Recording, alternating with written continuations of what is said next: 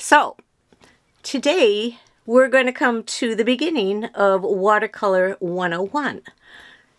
So, you've got all your art supplies out, your new watercolors that you got years ago or the ones you just got, and you just don't quite know what you're supposed to do with them. How do you get going?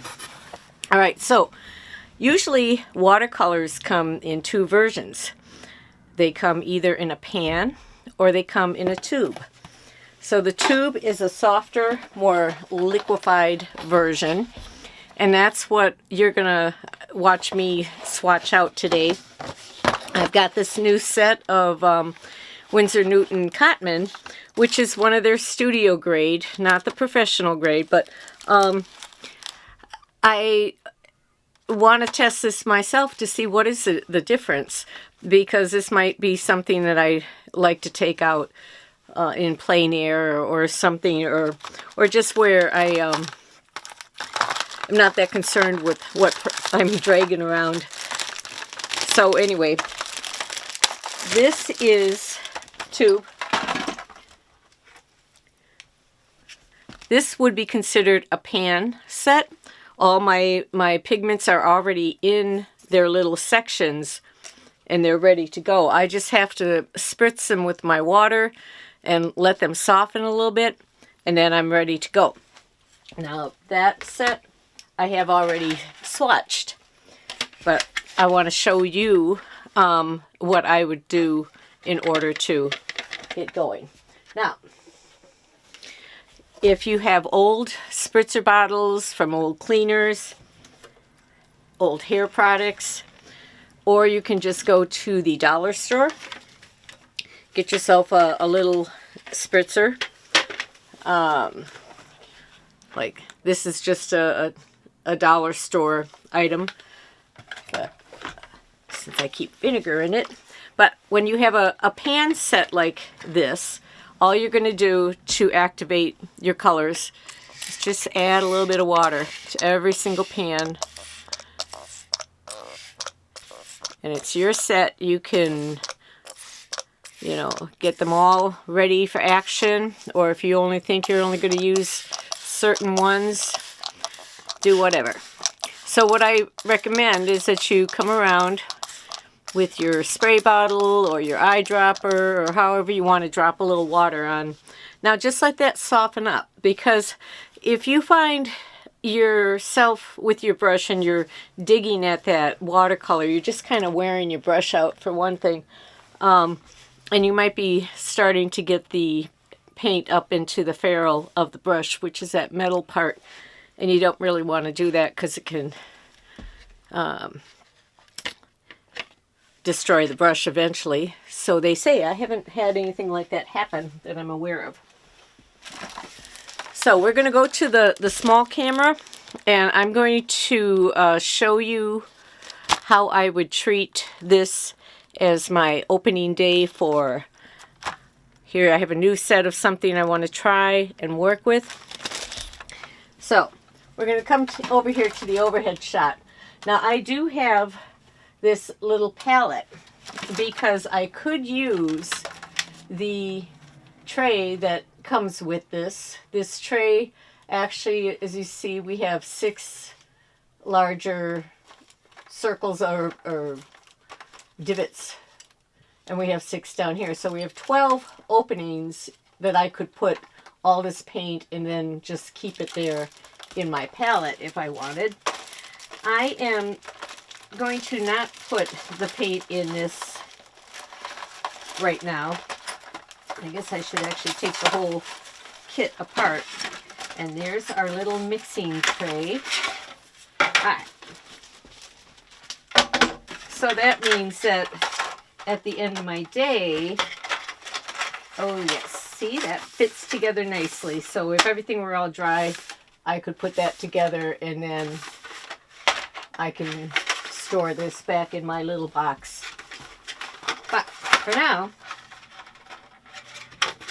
I'm going to put my mixing tray to the side.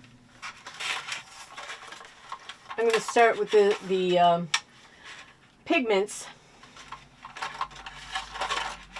Since I decided I was going to put my pigments into this portable and foldable. It's a smaller palette, and I've gone ahead and marked the palette with my fine point Sharpie. I like to put the names of the pigments on, and also the type of paint that is in this particular palette. Now, on certain palettes, I might have a mix, but for something like this where I just want, I have a new set, this is where I'm starting, this is what I would do. All right. As I said on the tube, I would always keep a pair of pliers handy. Don't forget rightsy-tightsy, lefty-loosey. Now, you don't want to, really torque and, yank really hard on this. If this is not opening easily, and maybe I shouldn't even start with the pliers. If it's not opening easily, we can do a couple things about that. This one is opening fine, and I'm actually going to be quiet in a minute.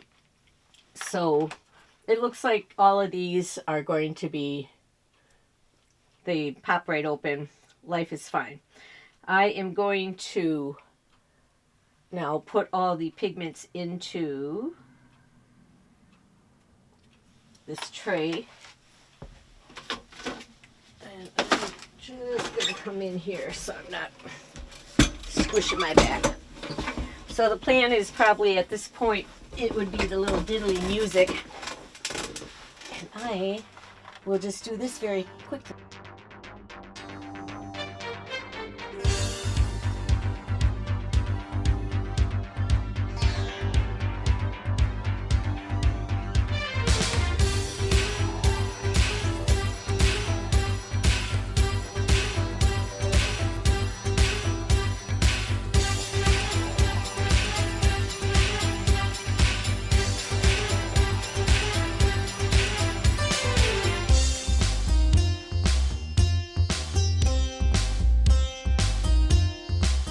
Alright, so we have all of our paints out in the tray now.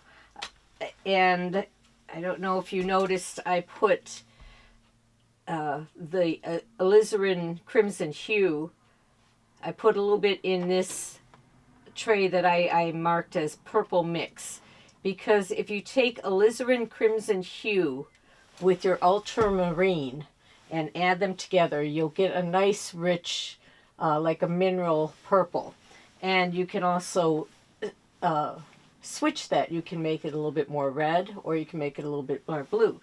So if you look at these sets and you think, well, they didn't really give me that many colors, it's because as we're working with a set like this, we're going to also learn to do some basic color mixing. All right, so I've got my little water off to the side. They gave me this nice number 4 round brush to work with here. And what I am going to do right now is, because once again through the magic of preparation, we are going to start with a color swatch. And let me just pull out one of the... Now this is one color wheel I did with using, this was more mixes of some of the colors just coming into. So eventually we can get into more of this where these are other color swatches where I was testing out another one of the less expensive options of pigments, and these are the ones that we've dropped into the round little palettes. And these little palettes you can find pretty much anywhere. I would think you could even find them at your dollar store.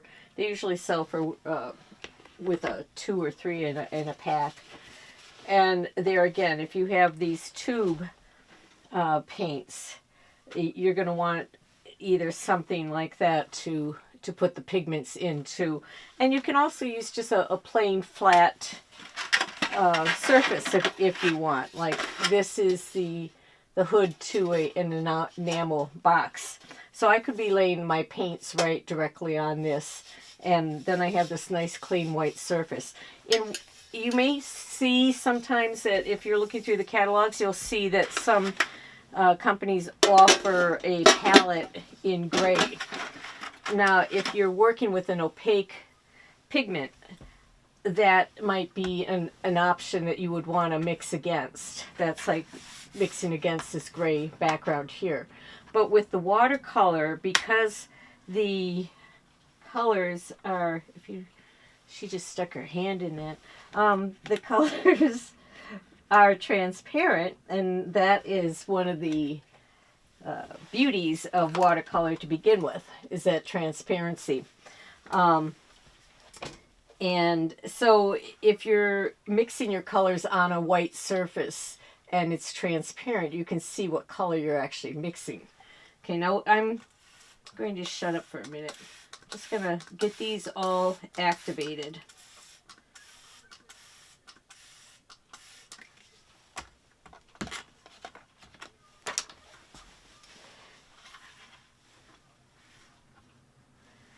Now, when I'm going to start working on my color chart here,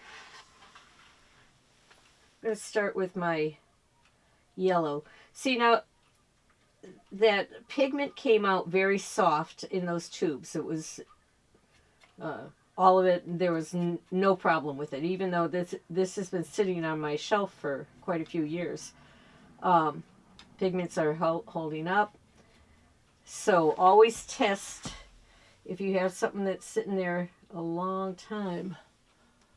Okay, you know, I'm going to get a bigger brush just so you can see this, because this number 4 is very tiny.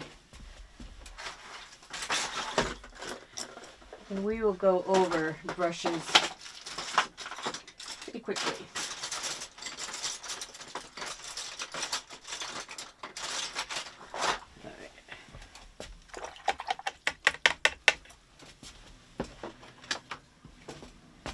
So, coming in here, my first color is called Cadmium Yellow Hue.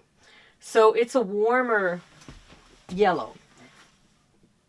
When you begin to let your eye start to analyze some of these colors, you'll start to see what the properties are. Now, when I made my color chart here, I just have a piece of my practice watercolor paper. It's not the expensive sized watercolor paper, but it is, and it does react like a regular watercolor paper for outside of, I'd say it doesn't have sizing in it, but it's actually pretty durable. Some of the papers that you might sample with have more of a paper, what am I thinking of? The wood cellulose. You know what I mean. Alright, see, now I did put a black magic marker because I also want to check the opacity of these. Now, one of the nice things about watercolor, as I was saying, was transparency. So when I do these, I like to, I'll lay the color out the way it is, rinse in between. I'll take my brush and just have a lot of water so I'm wetting the paper, and then I can pull that pigment through, and I can see how light can I go. This is also going to allow me to just kind of play with it. Another technique as a watercolorist is we pick things up if it gets too dark. It's a horrible example to show you on something so light. All right, so as I have that water sitting in my wells, because I'm not going to use that paint directly, I'm not just going to dip into and apply it that thickly. Well, I suppose I could. You know, it's like I said, it's your painting. You can use your paints any way you want. And actually, a lot of artists, especially with white, if they're using white as a highlight at the end, they will say, no, I don't even put it out in my palette. I just put my brush into the tube. Now, I'm adding this water to the burnt sienna. And as you add more water, you can see how that color will just start flowing. And this one has a little bit more of a, some of them will have more of a tinge toward the red. Some will have more of a tinge toward the yellow. So these are the things that I am looking at as I'm swatching this out, and that's why I'm taking the time to do this. And I can see a few of you rolling your eyes and going, oh, I don't want to do all that. And it's up to you. Go ahead, go get a cup of coffee or whatever. It's all optional. So, like I said, I'm going to be quiet. And I'm going to continue going with these. And I want a quicker brush. I'm going to come here with just a flat brush, which is just going to allow me to hit that, pull down, and we'll get this going.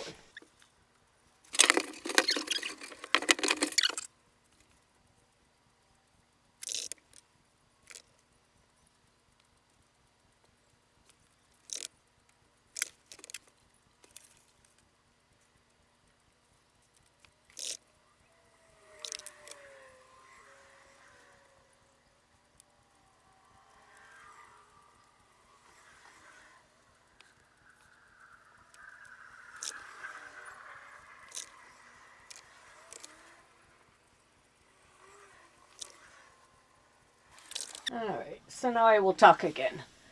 And now, so we have all our basic colors out as they came from the tubes. And as you saw with that purple mix, and I actually don't have it totally mixed in my jar yet here. I don't know why I can't say the word palette, but okay. So a lot of times I'll just take the end of a paintbrush, or this is a skewer, and I'm just going to stir those around a little bit better. It's better for you to take either the end of your brush if you're going to need to stir things up. If you use the brush itself as your stirring stick, it's real easy to just keep pushing that paint up. And some painters, I hear them talk about the, how contaminated their brushes can get. I just rinse out well, and I will take my brushes and wash them with a mild soap at times. A lot of them are a hair, so sable, so I'll use the baby shampoo sometimes. Sometimes it's the mineral oil soap, Murphy's. All right, so now while we're here and we're looking at our new tray of all our new colors, and we have our little very, very basic color palette here. Let's go to just a couple. You saw how the alizarin crimson mixed with the ultramarine gave us this more of a purple. And I can take that to more of a red purple or more of a blue purple on either side. So this is the type of thing that I'll be looking for. I also like to, a lot of times, just let the colors touch to see how, like, I like the way that travels into the black and kind of pushes it away. To me, I think that's an interesting habit. Now, I will hear some artists talk about paints that get along with each other and paints that don't get along. So I'm always kind of trying to figure out what it is that they are referring to. And see, to me, those are cool characteristics that the paint will kind of spider web and things like that. All right, now I want to just show you one thing. If you are painting your little forest, and we're going to start with the yellow. Now, I don't usually have ivory black on my palette to begin with.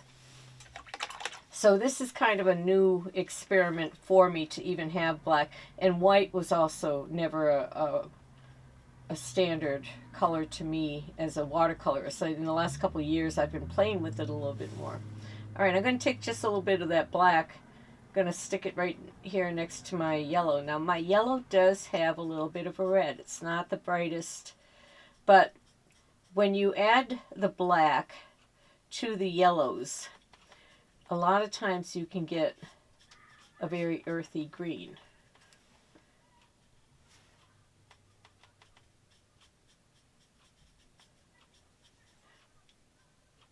So this is the beauty of whatever you're working on. It is just to tap a couple colors together. You know, give them a little space and then just see what happens in between. And then let's come here to the Viridian. Now, when you look at this Viridian hue, it's a very bluish green. Now, because we have this type of yellow, which has a little bit of a red to it, it's going to keep us in that warmer tone of green.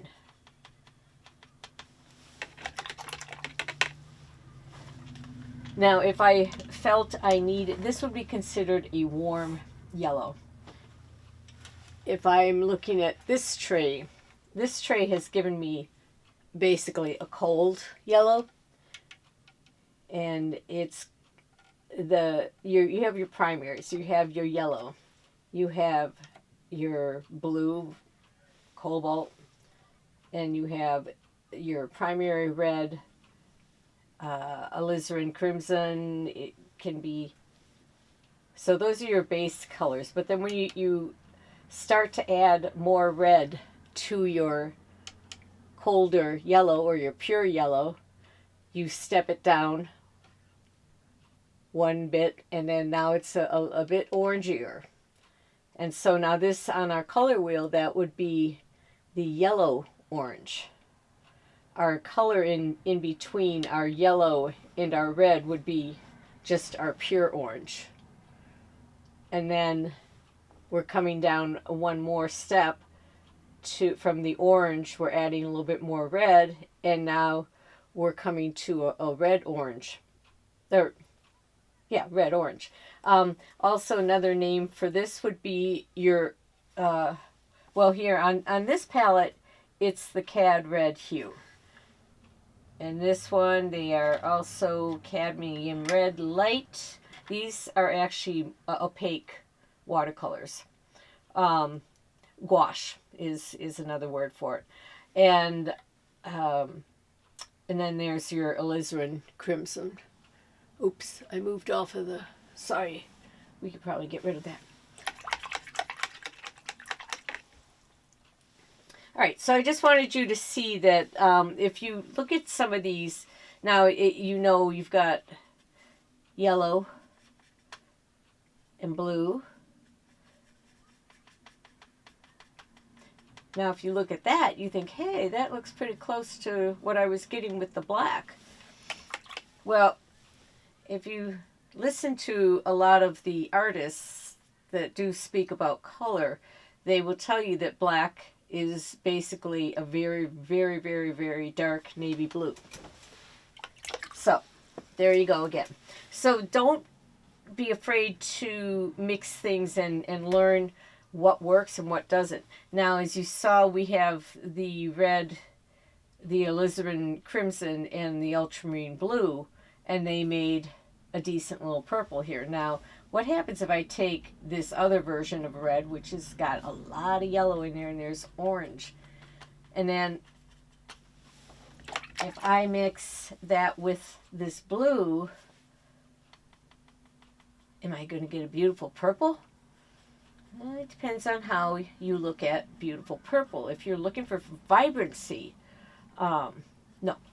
You are, because what we're doing here is we're mixing the complements, and when we get to the color wheel and focus more on that, you will see that if you're mixing a complement, you're turning it into a neutral.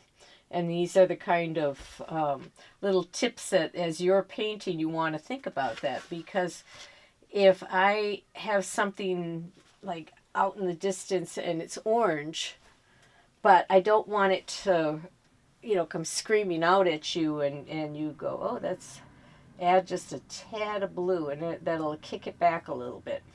So we'll get into that on another session, just talking about the color wheel and mixing. But I just wanted you to see how I would go about setting up a new grouping of paints, and I will get ready to paint now. So we will close now, and then I'll get some brushes out, and we'll start talking about what is the difference between all these darn brushes. Why do I have so many, or why don't I have so many? What can I do? And scene.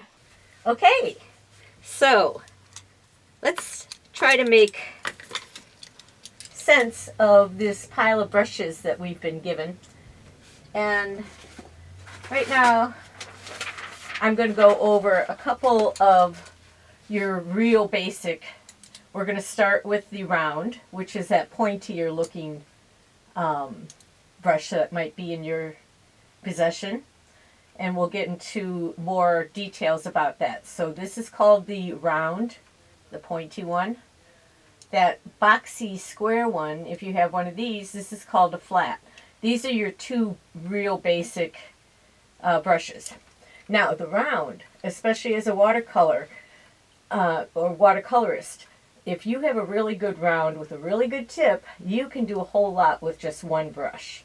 It's all in getting used to your brush stroke, getting used to the brush, finding your calligraphy. Just like writing, you learned how to write, your own signature. Your handwriting doesn't look like your friend's handwriting. Your paintings aren't going to look like your friend's paintings. You're going to develop your own brush strokes. So this is what we're going to do. We're going to take a quick look here at some of the brushes and how to use them. All right. I'm going to my other little camera, and so pardon my back. All right, so let's go to the round brush. Now another thing I would suggest, if you are going to, I lied, I didn't go to this little camera. For practicing your brush strokes, see if you can pick up a little bit of newsprint. You can use the newspaper, anything absorbent. And then just, a dark color. You don't have to use up your good paper practicing your brush strokes. When you look at some of the really good artists, they don't assume they know what's going on. They'll practice that stroke before they put it on there. That's why you're like, are you going to touch that canvas or not? And they're just staring, but they're planning what they're doing, and in their mind, they're figuring out, how can I use this big brush and get that little schnick there? So that's why the more you use your brushes, your calligraphy is going to improve. All right, so anyway, you can use the newsprint, and then that way you're not burning up through your good paper, but you can use this for practicing. So let's start with the round. I'm just going to take this little jar of, it's kind of a mix, just a black, but now I didn't show you that, but when I was dipping into this, I wasn't like sticking the brush all the way down into, I don't want the brush or the paint to come up to where the fibers of the hairs of the brush, where they meet the ferrule. That's the metal part.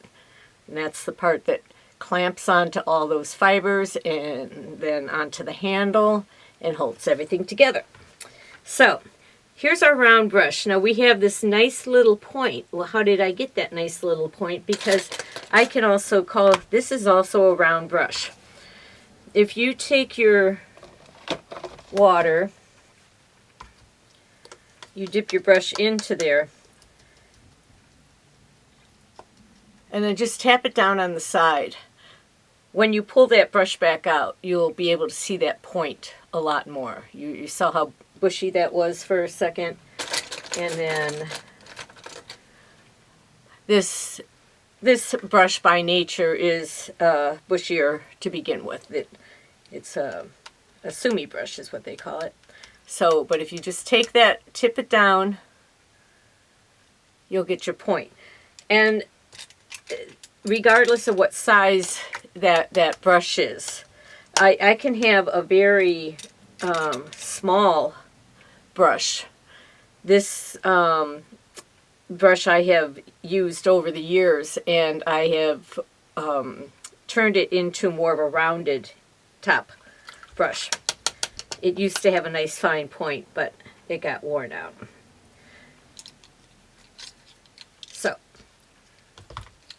let's come back here to, this is a called a number 16 round Royal and Langnickel, and it's a synthetic fiber brush.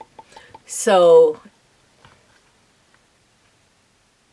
I would suggest you start with the less expensive brushes. Well, purchase by your wallet. Now with the you're looking at that point, but see, now I can take this and I can lay it down and squish it down, and I can get a nice big fat line. I guess this color is not as dark as I thought it was.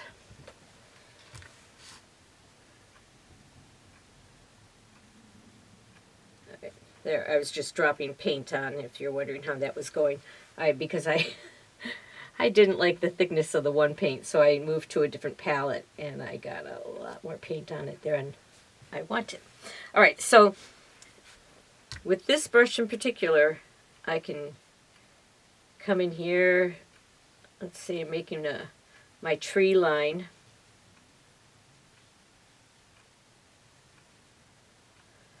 And here's my road.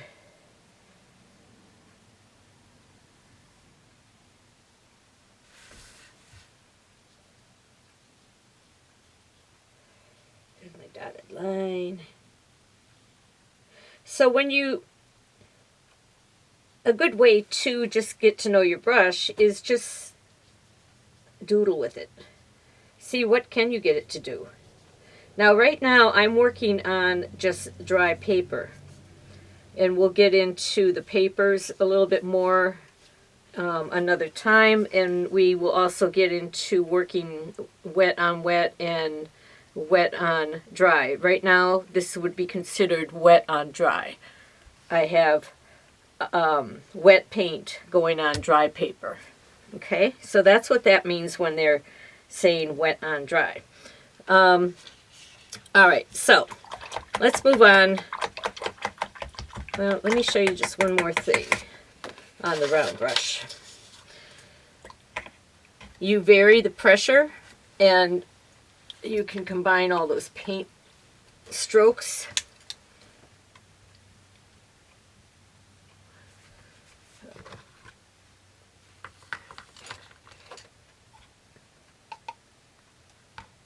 Sorry, I should have had this mixed up a little bit better.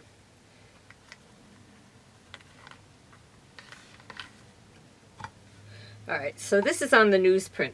But let me just show you a quick, if I start with a point of my brush, I've got a lot of paint on this right now, so I just actually left a big blob of paint. Start with a point. If I flatten my brush, release. Point, flatten, oop, release. So you can create a leaf.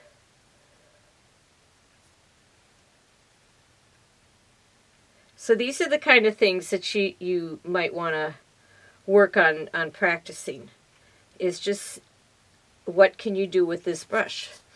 I love when the brush is near the end and it's getting all dry and you get all that great brush stroke. So these kind of things, and just because you've laid paint down on your paper doesn't mean you have to leave it alone. You can soften that edge. Again, we're working on dry paper right now. If I had wet paper, that would all be spreading right now, but it's not because I'm on dry paper. Okay, so we are working wet paint on dry paper right now. All right, so I know that has inspired you to use your round brush. Now, also in the round brushes is they turn in a various of sizes. This is also a round brush that you can buy a brush like this that is offset. And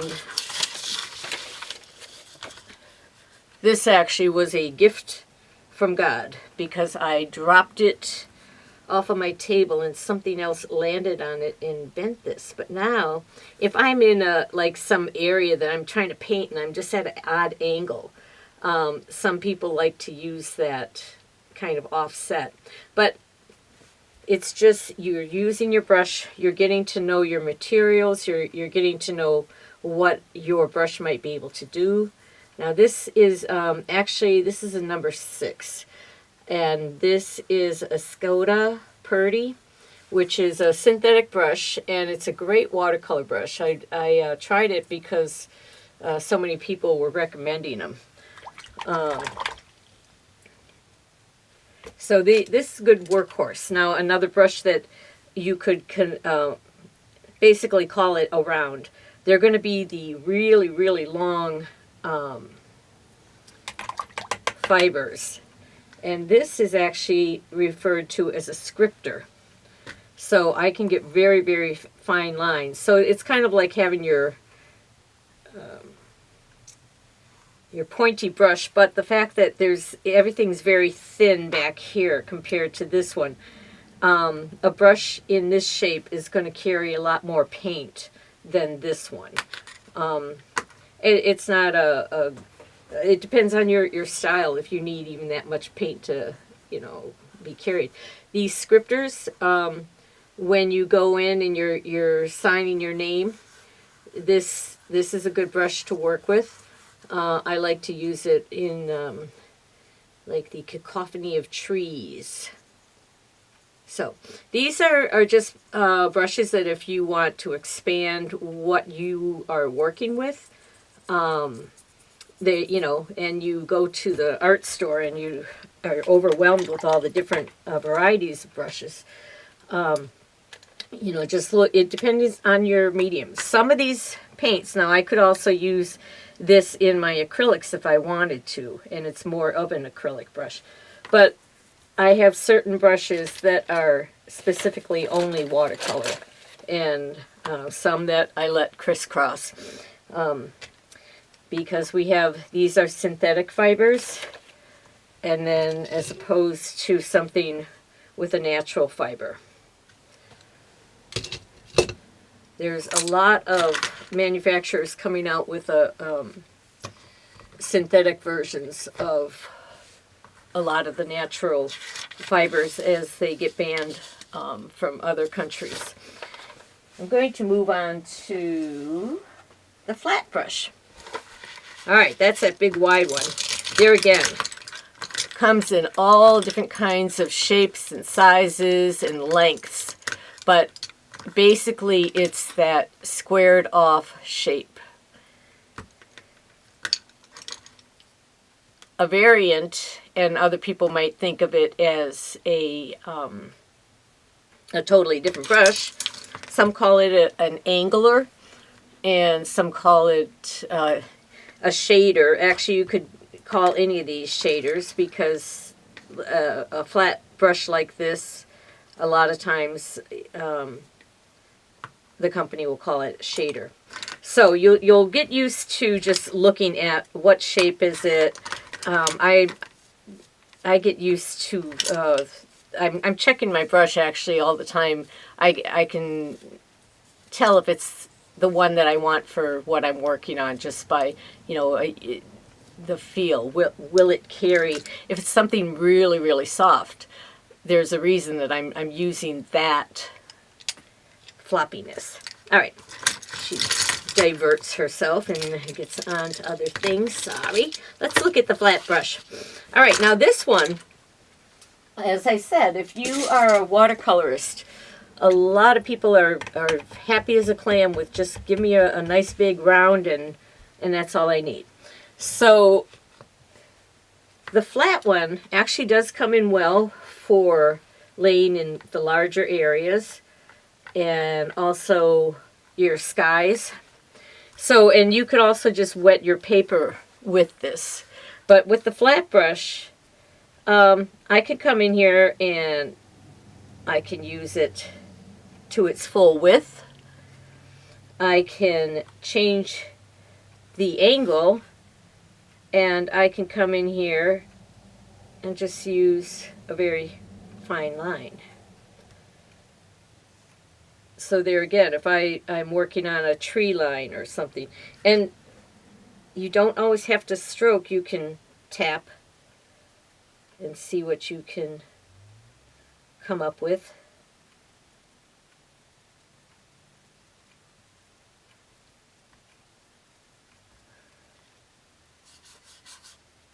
That's using the side. Let's use a little wetter paint and try that again. So this is why it's a good idea to just go ahead and get some newsprint, so you can come in here and play with this and say, well, how can I treat this? Let's see, if we're coming up here, we're doing a little tree action. Okay, and right now my paint is not traveling on my paper because I am painting with wet paint on dry paper. Wet on dry. So there's your flats. There are all kinds, but my biggest suggestion to you is just get to know what you have in your little toolkit. Another brush that you might find useful is called a fan brush. They come all different kinds of sizes, all different, but they always have that fan. This is actually more of a bristle brush, and this is very soft. It's a nylon, and this is also very soft nylon. So a fan brush, and they're a good scrubbing brush. So it's the kind of brush that if you wanted to come in and you were going to make your grasses or your trees, you can come in here with this fan brush, and it's almost starting to look like a palm tree.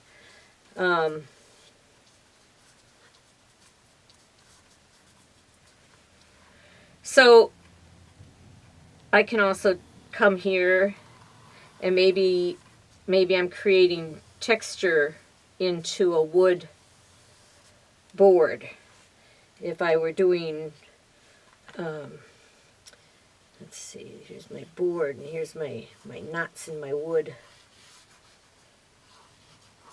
I'm using the side of this right now. I'm not using it full face. So, but when I do use it full face, I can get those nice lines and then just the movement of your arm, how much air you give it is gonna help these things. Like if you sit here and you paint like I want to make a little curve and you go around like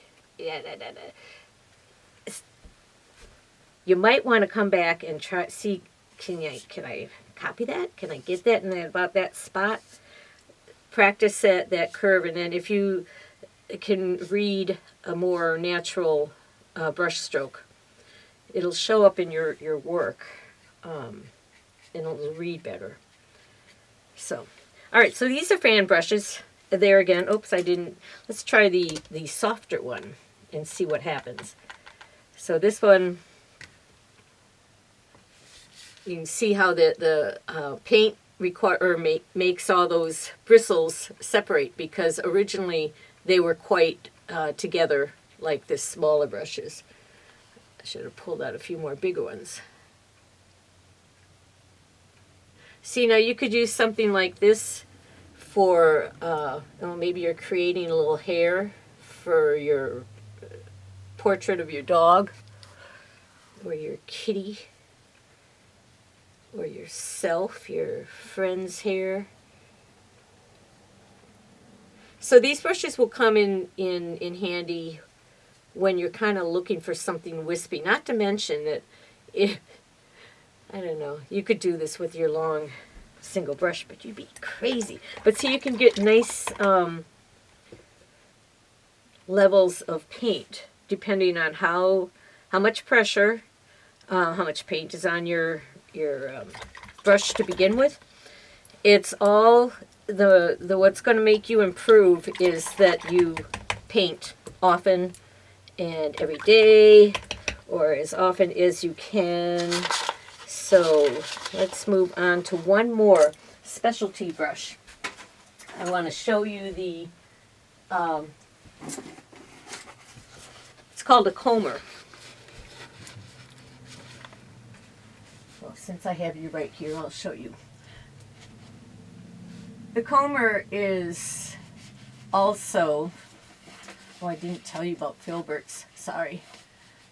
A filbert is like a flat brush. It's just been rounded. So here's your flat brush again. This is a small one, but here's a filbert. See how it has the rounded tip?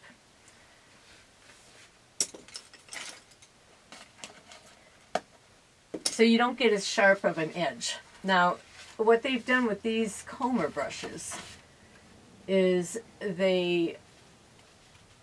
you have a bunch of hair in the back there to hold your paint, but then all of these brushes kind of fade out into different groupings of hairs. We'll see that more as we come back over here. And I'm going to take this. Now, the thing about this brush, the name might change. This one is called a Filbert Wisp.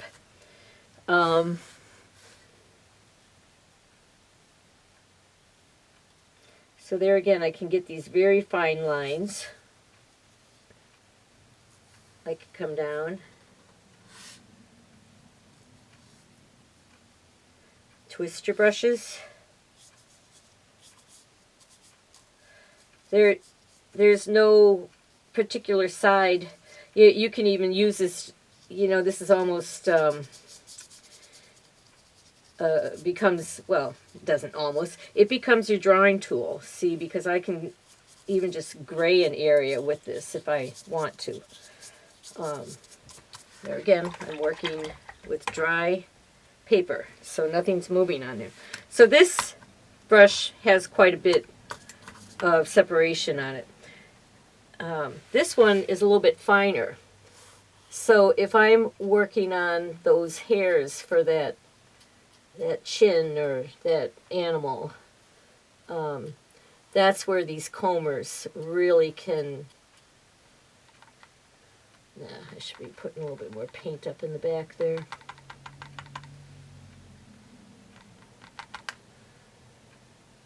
Now, right now I have a lot of paint on here, and sometimes you might want to test your stroke before you go to your painting or your masterpiece.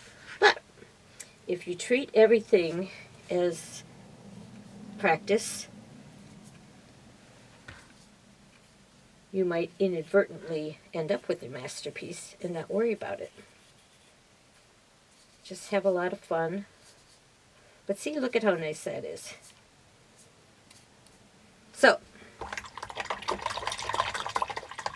I actually, sometimes if I haven't picked up some of these brushes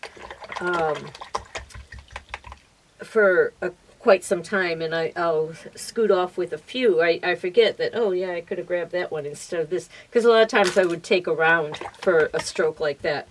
One of my rounds like this, it's more of a Sumi brush, but I can get that same type. But as you saw, just with this, I was using this brush and that I got that stroke. All right, I have another couple of these combers. So back to the name. This one, they are calling it a filbert grainer. So it could be a comber, it could be a grainer, it could be a wisp. It just could be a mystery. But another thing you can do is just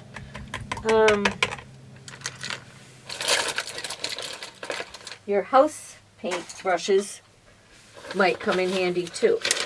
It depends on what type of... This is just a chip brush, that 39 cents or whatever.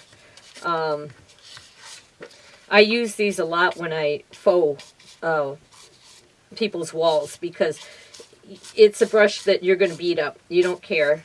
So see, you don't have to have super expensive equipment to do some kind of cool effects. Now, I love the broken brush stroke like that I can get by beating this guy up. Now you can get like good textures with stuff like that. Yeah, stuff like that, like she said.